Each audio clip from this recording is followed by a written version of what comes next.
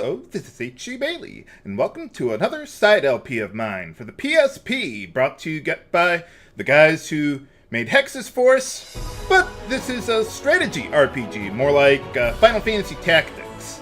This game is hard, and really complex. I've done 5 test runs of this game, and I still don't know everything about it. But I'd like to think that I know enough about the game to help you guys get by in this game. Did you think that Disgaea was complex, viewers? Just to give you an idea, Disgaea had 5 status ailments. Gungnir has 40! So, yeah, just to put that in perspective for you, viewers. I'll be honest, first time I tried playing this game a few years ago, I had a hard time getting into it because the complexity was so intimidating and I was in a bad mood at the time. But, well, once you get past all that, then it's a great game. I will do the best I can to break everything down for you so that you understand how the gameplay mechanics work. So, if none of that actually scares you off, viewers, then come and let's play Gungnir!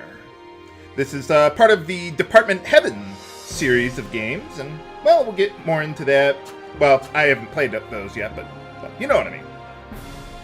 Now, this is a pretty obscure game, so finding a hard copy might be difficult for you, although I do have the hard copy myself. It is available digitally on the PSN for the PSP and Vita. As of the day that I'm recording this, though, I'm aware Sony is going to be shutting down the PlayStation Store on the PSP at the end of March 2016. However, they said you could still access the store on their website and download it that way. So, if you still want to get it that way, you can. So, let's get this show on the road. Let's take a look at our config there. I like using Type B movement for, moving the cursor on the battlefield. Let's see, camera rotation, pretty standard. And I already got the install data, so things load up faster. I'll leave the tutorials on for the LP, but usually I keep them off. And data install, well, that lets it load up faster. So let's get started here. Now, there's actually 3 difficulty settings for the game. There's also Nightmare Mode, which you unlock after beating the game. You can only use it on a New Game Plus, so obviously I'm not going to do that.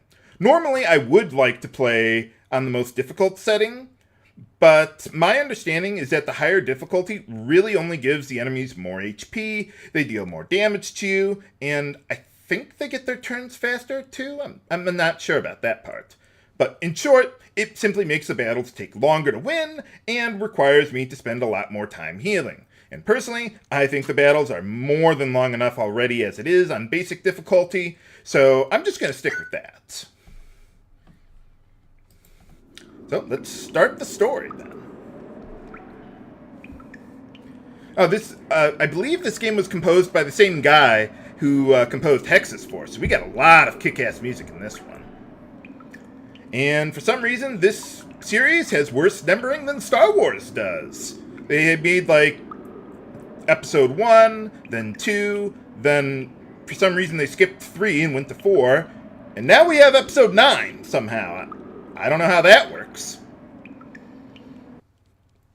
And for some reason, whenever you go into another scene of the game, they give you some, like, Chinese fortune cookie revelation, whatever thing there, that really doesn't have much relevance. I don't know how that works, but there it is. Hey, how's it going? What do you mean? What about that massacre anyway? Well, we'll worry about that when the plot directs us to that. Might be nice.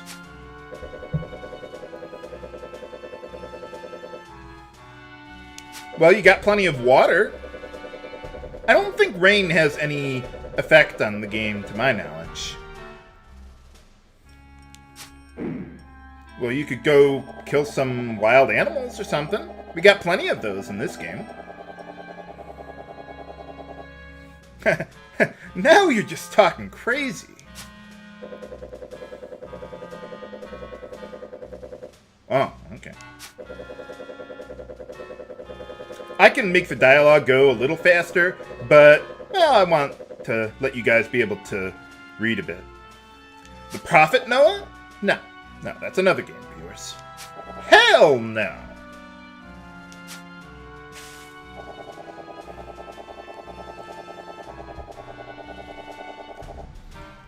Who are the Daltons? We'll learn more about that when we get there.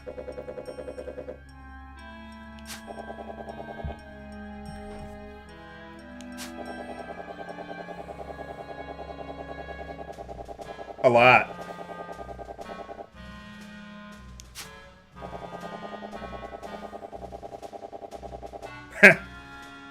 At your age? Holy cow. You animal.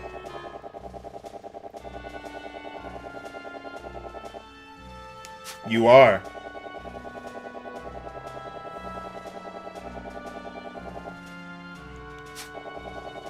Well, you can't do that already?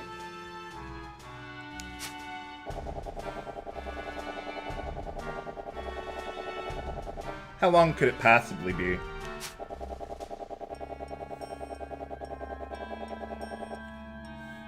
And it's just over the next hill. You said that 6 dunes ago. Apparently this game has a thing for Spanish names and words and all that. I don't know what Esperanza means, though. Seems like whenever Sting makes a game, they pick a language and then flavor up the game with it. I suppose there's nothing wrong with that. It just seems oddly specific, that's all. Got me on that one, viewers. What's going on? How's it going?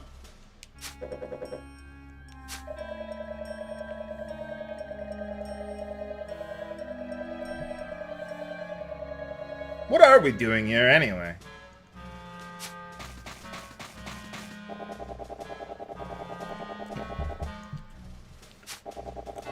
How many of them could there possibly be? Don't look too alive.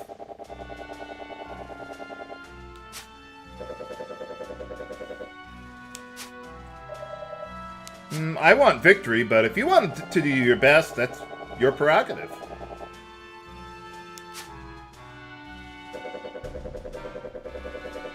Yeah, that's more like it.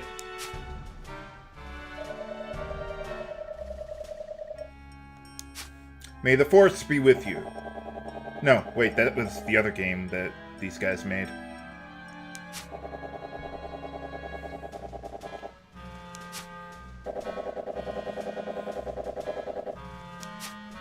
Sounds like a plan.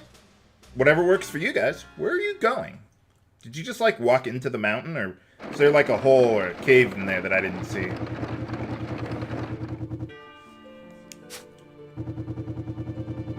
What ship?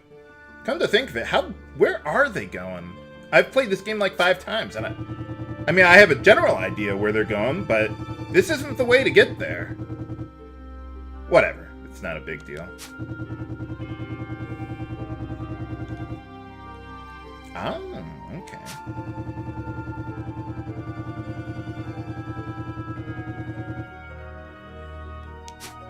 Millennial Fair? No, that's another game, viewers.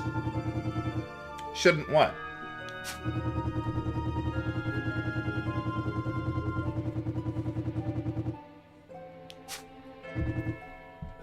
You insolent fool!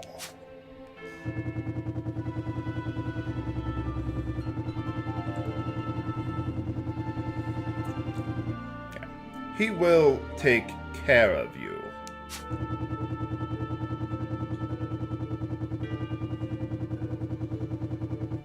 What secret? How important could it possibly be?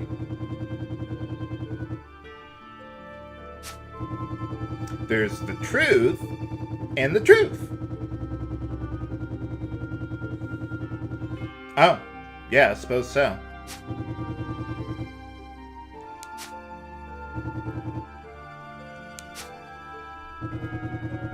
Oh, simmer down.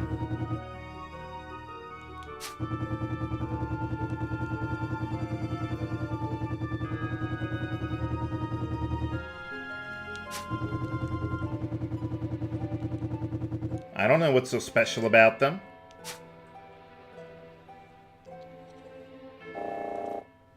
Uh-oh. Well, there's only a few of them. We can take them. We'd like some food. Please, sir, may I have some more?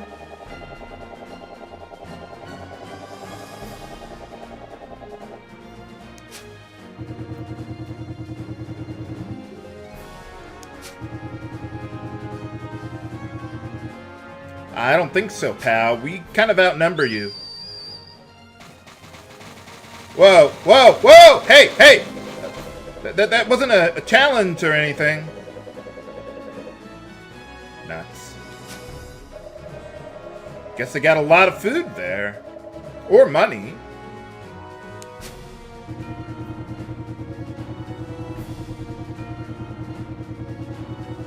Well, we could run away. We do have the high ground. What is a drag anyway? I'm guessing it's like a racial slur they made up for this game. I don't know if there's a real word for it. Alright, let's get started here.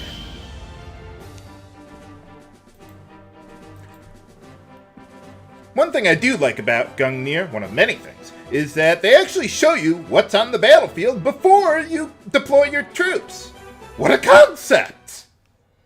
But alright, first thing we have to do is deploy an ace. An ace is pretty much like a lord in other strategy RPGs. If they die, it's game over. There's some other mechanics regarding an ace, like delay you can see there in the lower right, but for now, it's not really relevant. So I'll go over them when it becomes necessary. We only have one choice, so let's deploy our main character. Now there is one thing I want to do with my equipment here. Let's go into equip. We got weapon, armor, and some healing items here. Let's take a look. Press select. You see in the upper right where it says cap requirement there? That's how much weight the piece of equipment has. In this case, 22. And we got body armor that has some weight to it, and even potions have a little weight to it. Basically, every character has a weight capacity stat that determines, well, how much equipment you can wear. In general, stronger pieces of equipment will tend to be heavier.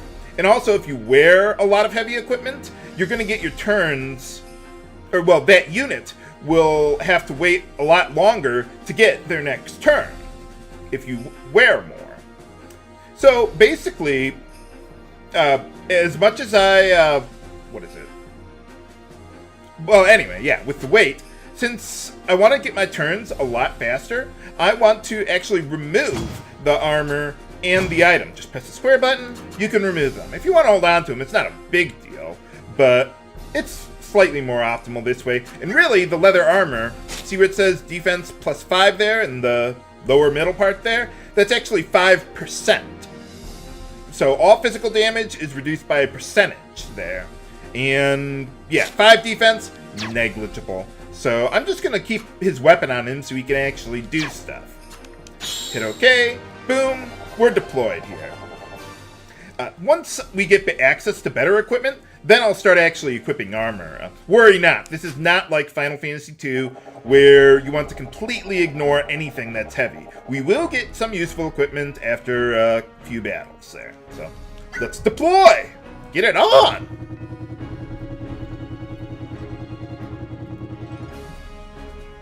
I don't think so, pal.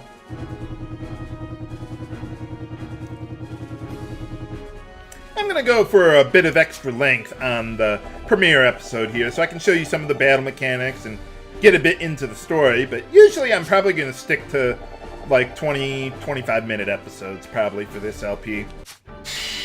It's not a horrifically long game, but, well, it's like about 20-30 hours maybe.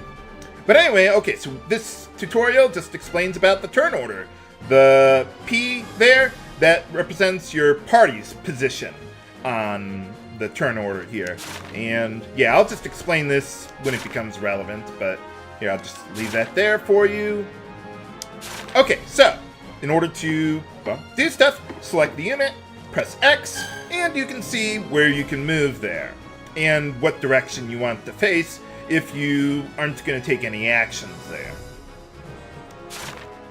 And this also talks about fall damage. I'll get to that in just a moment. So the first thing I want to do is, you see the tactics bar on the left there? That represents your tactics points. You start with a maximum of 10 bars there, but each time you capture what we call base points, that increases the cap by 2, up to a maximum of 20. And tactics points and base points, they do a lot of different things, but for now, let's just say they increase your damage. So you want to capture them as often as possible. So what I want to do is get over here. You see there's a little tile on the ground, and right above that you can see base P. That tells you that that's a base point. So let's go capture that one.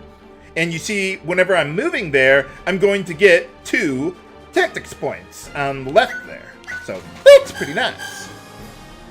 So yeah, I just went over all that. Yeah, and I think I just went over that too.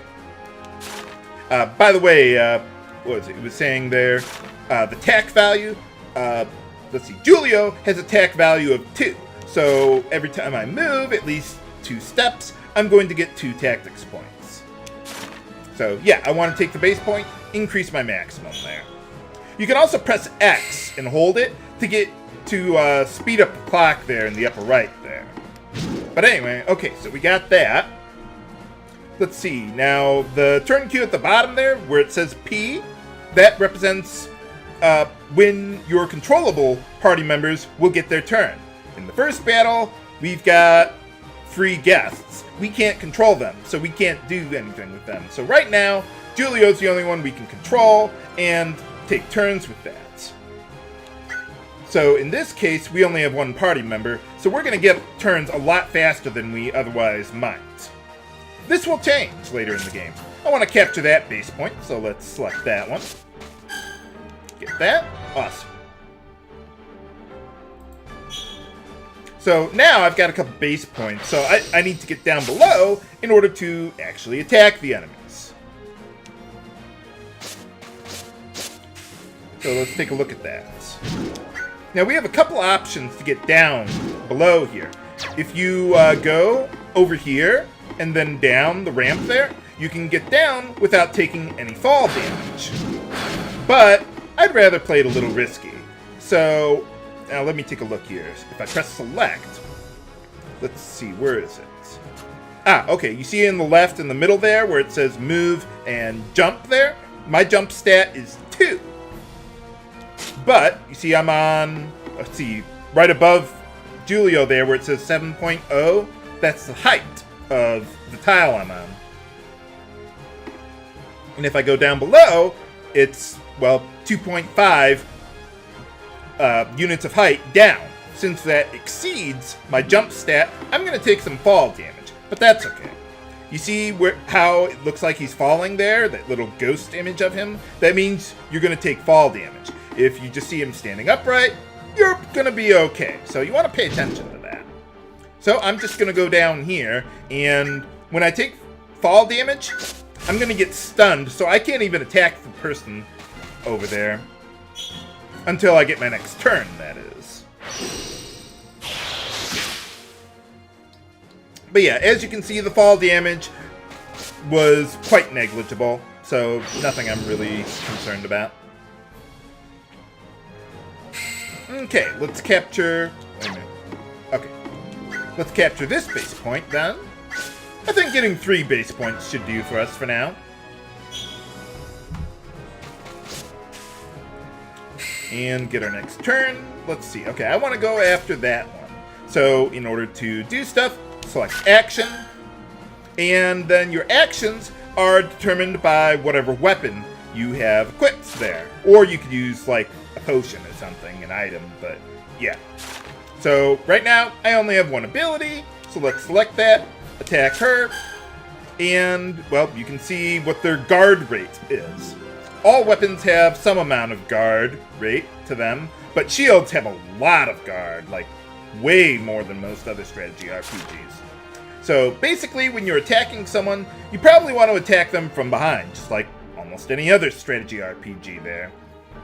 So if you attack them from behind, you can't guard it. From the side, it reduces it by 1/3 of their maximum guard. And if you attack them from the front, it's full guard.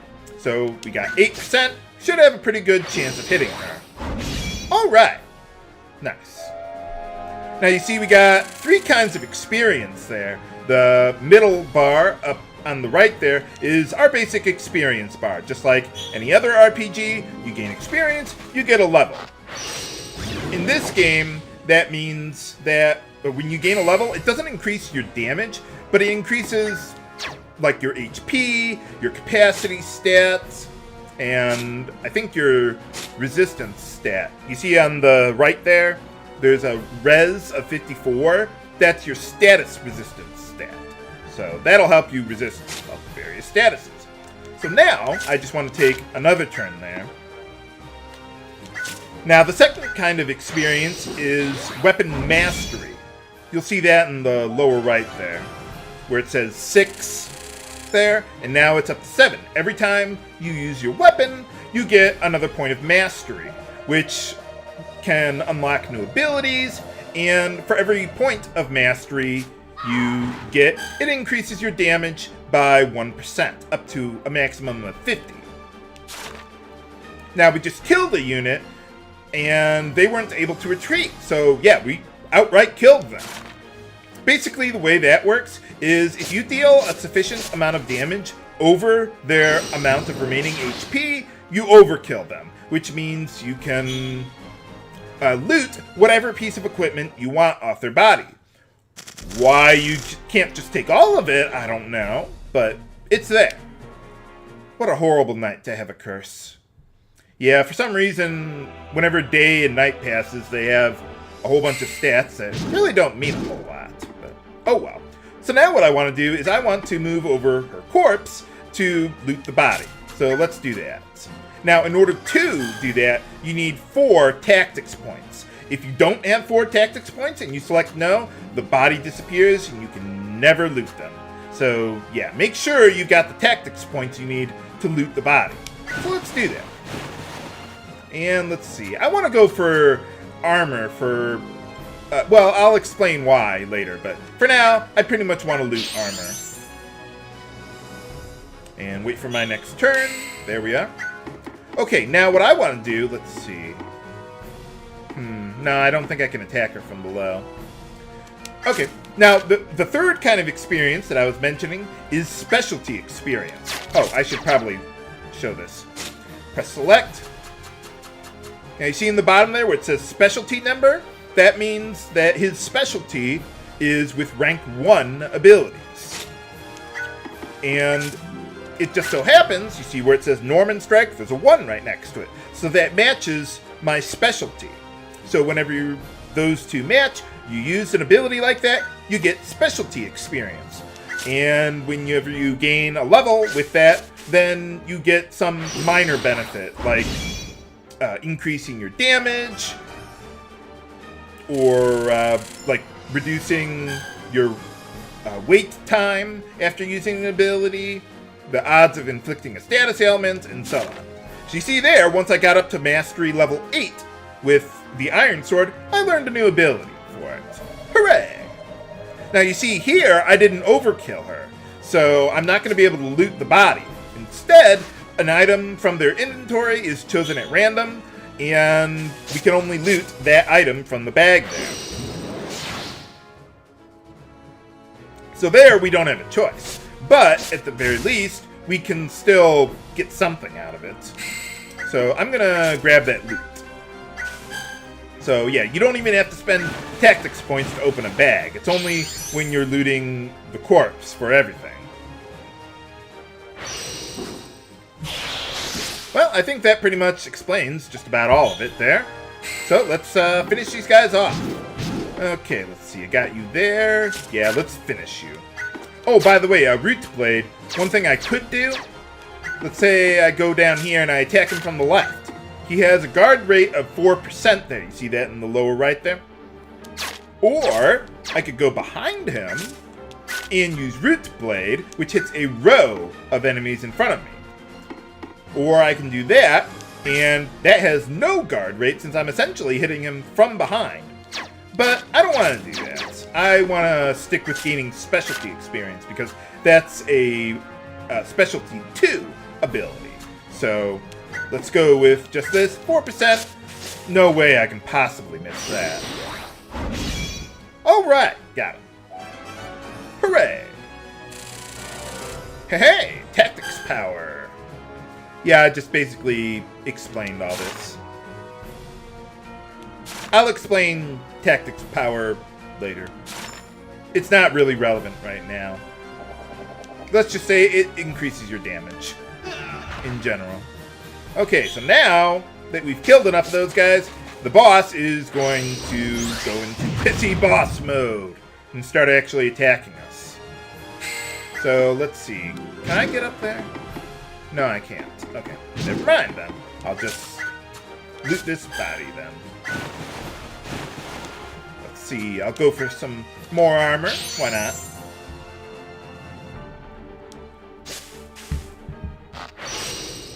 I would really like to kill the other unit of theirs that's still around before the boss. Hey, alright. Yeah, that's another reason why I wanted to get rid of my potions, because, well, I don't really need them. My other units can take care of that. Okay, let's see if I can, well, can't quite kill her yet, but oh well.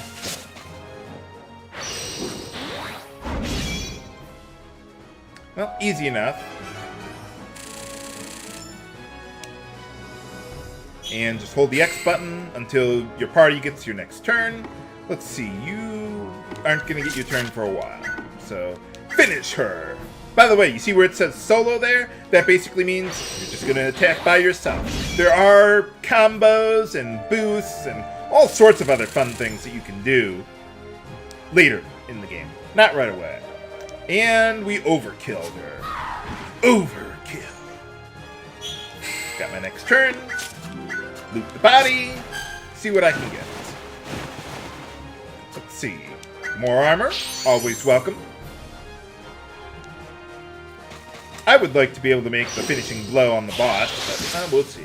Now, by the way, whenever you kill a boss, or whichever is the last enemy around, you obviously the battle's over, you're not going to be able to have a chance to loot their corpse.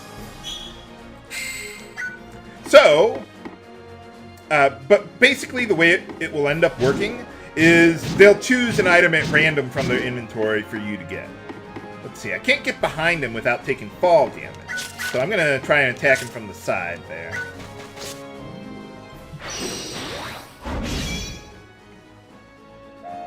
Alright. Finish him.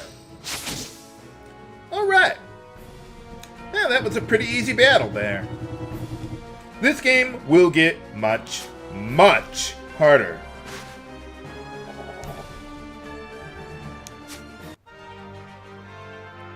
Well, hopefully there's nothing in the caravan itself that's a trap or anything. No. Now, you see where I got 3 stars there on the right? That's basically your rank for the battle. So the faster you win battles, the higher rank you get. And that determines how you get treasures and such. I'll go over that in the next episode. Oh, by the way, also, the higher rank you get, the game actually adjusts the difficulty depending on how quickly you're winning battles.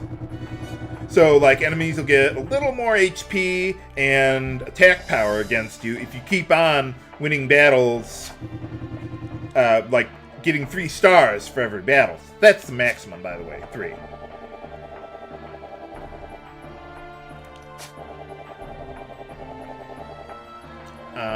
I don't recall.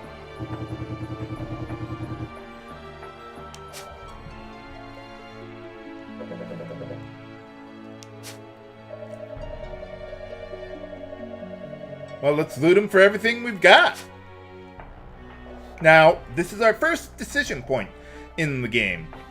Basically, this determines what ending you get. It sometimes affects the dialogue a little bit too, but it doesn't, with exception to one of them, or maybe 2 technically. it doesn't really affect the gameplay. So I want to be a real jerk and take him out. I can't let him summon reinforcements.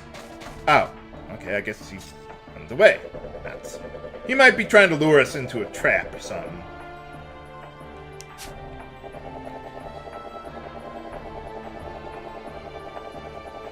Well, yeah, that's probably true. What's the worst that could possibly happen?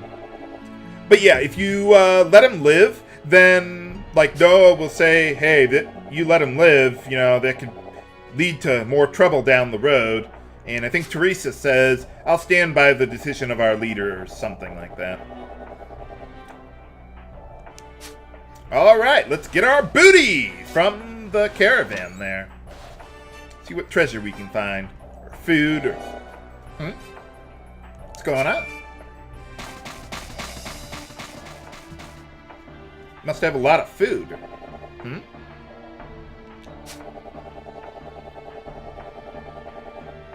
Oh, I thought a wife was supposed to be something to eat, but apparently I was wrong.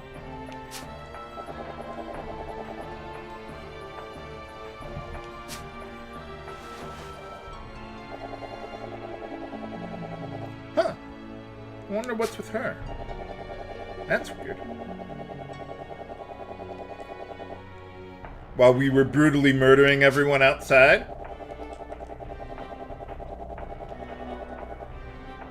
Apparently so. Oh, yeah, that could be. Some JRPGs wake you up when you get hit. But, actually, I think you do in this one. I think any damage can wake you up from the sleep status, now that I think about it.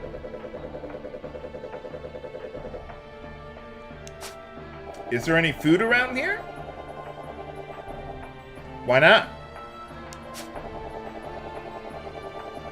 Oh, okay. I suppose. Might be a good idea. What's the worst that could possibly happen? So yeah, apparently we're poor people, I guess.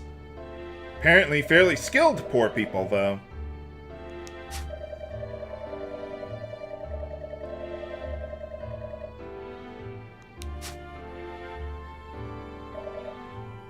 What's going on?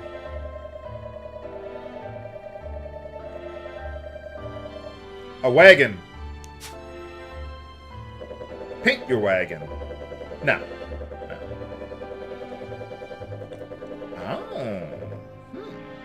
That could be useful.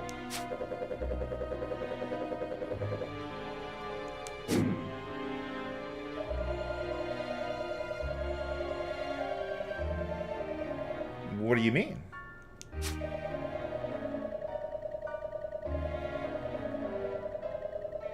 Oh.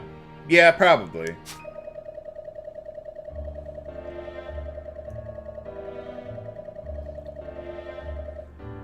Yeah, probably, I suppose.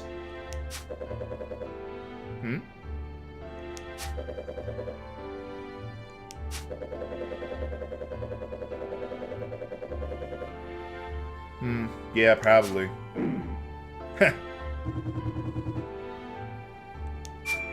What's going on?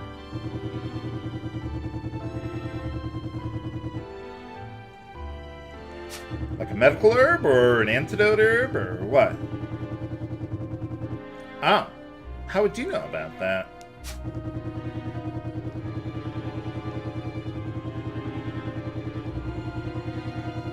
Oh,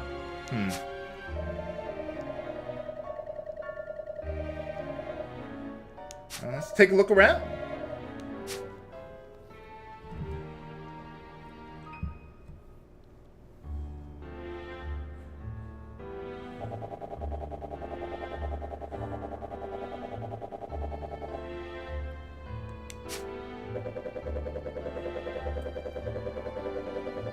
Whoa, holy crap.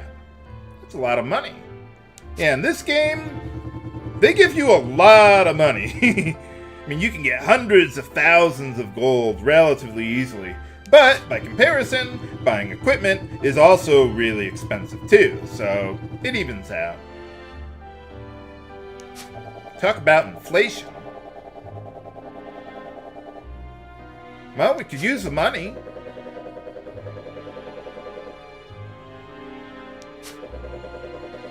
So apparently we're the Leonicans, and the bad guys are the Daltons, I guess.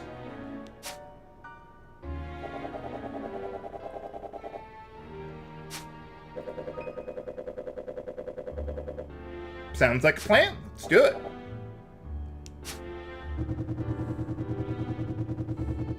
What do you mean? Not really. We just brutally murdered people for a girl.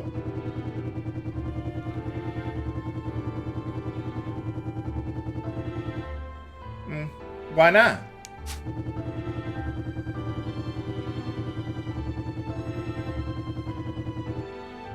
Nuts. And she's pretty. That's totally not the reason why we're gonna help her out. But of course, like all good JRPGs, we have to help the girl out, who has very mysterious origins.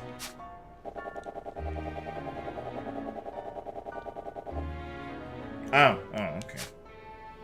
Yeah, what were they doing here anyway?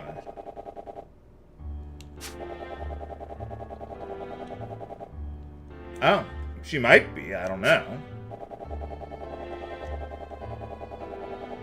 Yeah, maybe we should, you know, ask.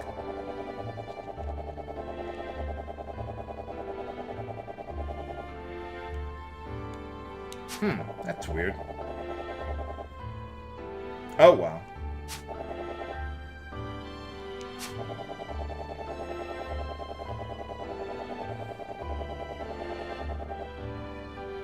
Sounds like a plan.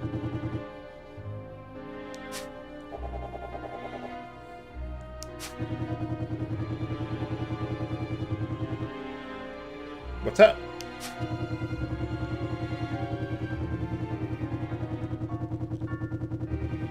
Yeah, that's kind of true. Yeah, it seems to be working.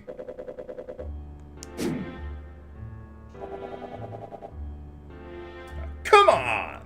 I want more food!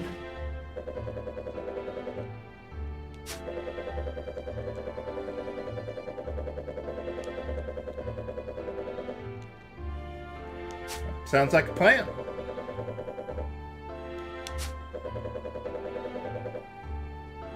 Watch her very closely. Very, very closely.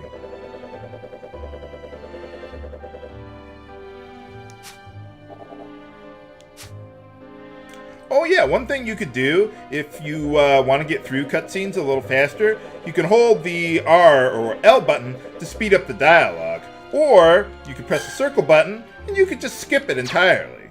Of course, I want to show you guys the story and what's going on here, but yeah. So, just like all good JRPGs, we're in a resistance or rebellion against the evil empire or whatever. Not too much really innovative with the story in this game. I mean, it's good, it's solid, but, you know, nothing extraordinary though. But anyway, okay, so after battle here, we can do some things. We can go into our forces menu and determine or change up our equipment here and stuff. If we want to, let's see, if I press the R button, oh, I only have one unit. Okay. You can also go to the shop and buy some stuff. One thing I do want to buy is, yeah, I'll buy a bamboo pick. Yeah, because we're going to need that for later. So just keep that in mind. Let's see, for items, I like medicinal herbs because they restore 50% of your max HP when you use them. And they can be used on yourself or a unit adjacent to you. Potions restore less HP, but you can throw them across the distance, like you may have seen earlier. But yeah, for now, just the bamboo stick or whatever I just got there, and we'll call it a day. So yeah, to save your game, press the circle button, and save. But what are we going to do with the girl we rescued there? Find out next time on Let's Play Gungnir. This is H.E. Bailey, signing off. Have a good day.